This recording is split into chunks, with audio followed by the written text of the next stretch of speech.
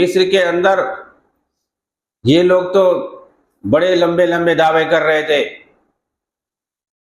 لیکن باقاعدہ آپ دیکھیں گے اس ریکارڈ میں موجود ہے، جو ان لوگوں کا، اخوانیوں کا جو صدر بنا محمد مرسی، باقاعدہ ٹی وی پر اس نے کہا، جب اس سے پوچھا گیا کہ آپ لوگ تو بولتے تھے اسلامی شریعت نافذ کرنے کے لیے، تو کیا آپ حدود اور قصاص نافذ کریں گے؟ چوری کوئی آدمی کرے گا تو ہاتھ کاٹیں گے؟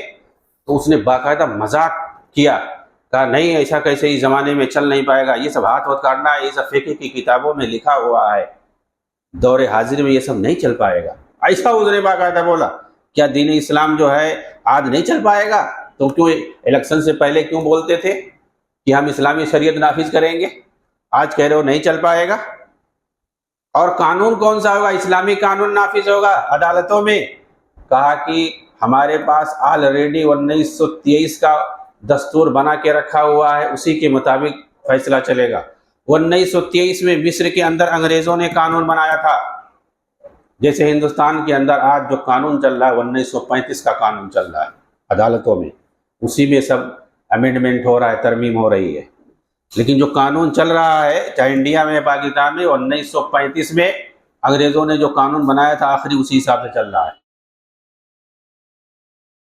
ایسے وہاں بھی انگریزوں کی حکومت تھی 1923 کے اندر، ان کے زمانے میں بنایا ہوا قانون ہے، آج بھی وہی چل رہا ہے۔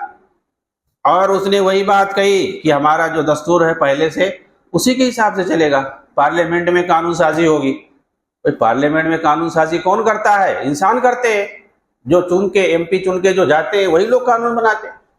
اس نے وہی بات کہی، اور یہ لوگ بولتے تھے کہ فلسطین کو ہم آزاد کریں گے اور بیت المقدس سے ہم حکومت کریں گے۔ ہوا کیا؟ یہ لوگ قابض ہو گئے اقتدار پہ، اس کے بعد انہوں نے اپنا جو ہے الگ سے سفیر بھیجا، سفیر بدل دیے بس، اور اس کے بعد تعلقات جو کہ توں باقی رہے۔ اور اس نے باقاعدہ کہا بھی کہ ہمارے پہلے سے جو تعلقات ملک سے چل رہے تھے ویسے ہی رہیں گے، اس کے اندر کوئی کمی بیشی نہیں ہوگی۔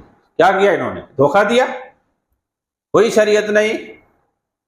تو یہ لوگ جب تک حکومت میں اور اقتدار جب تک ان کے پاس نہیں آتا ہے، سڑکوں پہ مظاہروں میں خوب نعرے لگائیں گے اور خوب جو اسلام اور شریعت کی بات کریں گے، لیکن حکومت پانے کے بعد وہ سب بھول جاتے ہیں، بلکہ پہلے سے زیادہ جو ہے ان کے یہاں خرافات ہوتا ہے، سب کو اور زیادہ آزادی دی جاتی ہے، جو جیسا ہے ویسا کرے۔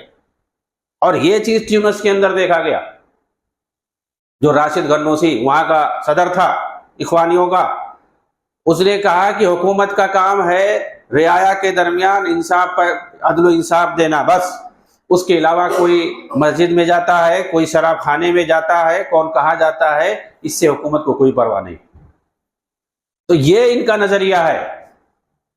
تو یہ اسلام کی بات کرتے ہیں، سب سے زیادہ جو ہے مسلمان نوجوانوں کی لوگ گمراہ کرتے۔ تو جب تک ان کو حکومت نہیں ملتی ہے، سڑکوں پر مظاہرے کرتے ہیں، تقریر کریں گے، لٹریچر میں تحریروں کے ذریعے سے یہ صرف گمراہی پھیلاتے ہیں لوگوں کو۔